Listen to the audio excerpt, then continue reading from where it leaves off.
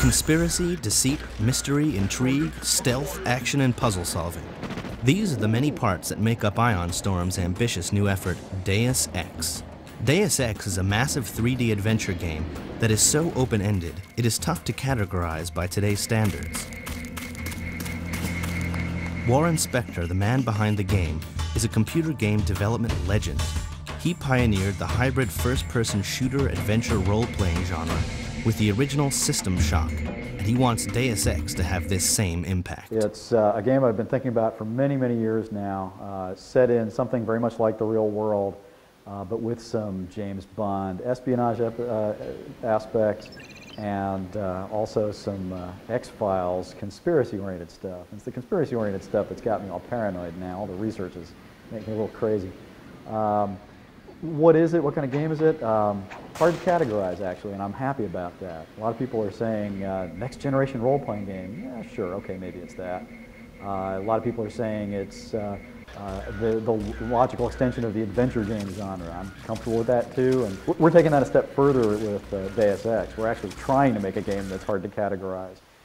The idea is to take the best elements of role-playing and adventure and action and merge them into one game, and then put the player back in charge of how do I want to interact with the world. Instead of forcing players to guess how the designer wanted them to play, we're letting them decide.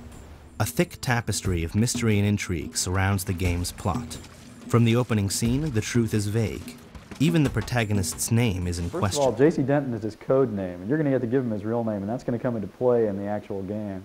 But we'll call him J.C. for now. He's the second, actually, of his kind. He's a nano-augmented agent. He's not just an ordinary guy. He's got nanotechnological marvels wandering around in his bloodstream and in his body that can give him abilities far beyond those of mortal men, as they say. He's working for an organization called UNATCO, the United Nations Anti-Terrorist Coalition, fighting what he thinks is evil. And as he investigates this evil, he starts going, wait a minute, you know, some of these evil guys are making a little sense, and some of these guys I work for, maybe they're not making quite so much sense. So it's all about shades of gray. I mean, one of the things I really wanted to do was not have ultimate evil and all that kind of stuff that's so typical of games, you know. So we're trying for something a little bit more subtle, but you know, in the end, there's some bad guys you defeat. And, to bring his bold vision of Deus Ex to life, Warren Spector chose the Unreal 3D graphics engine as a foundation. While this technology alone is impressive, it is the additions that Ion Storm have developed that cover new ground. We took Unreal. I mean, it was the best combination of performance, designer tools, which are absolutely critical. They promised us support that they've delivered on. It's marvelously commented, documented, and extensible. I mean, it's a really nice engine.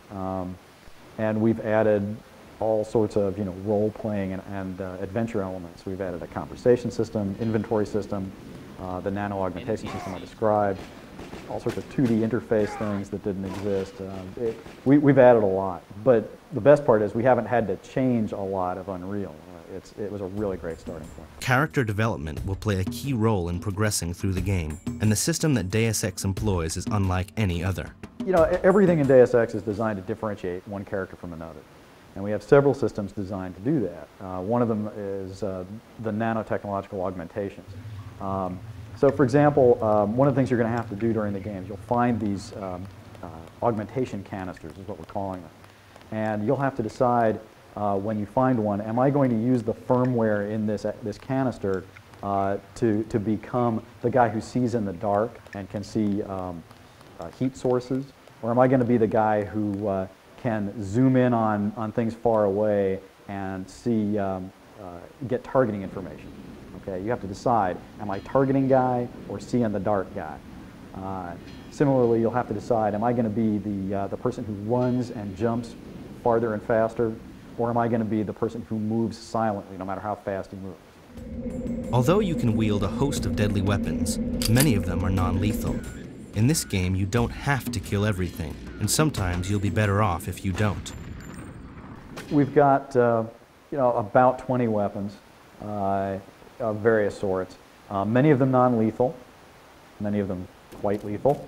You know, they're broken down into various categories. I mean, low-tech weapons, pistol, rifle, demolitions, and heavy weapons.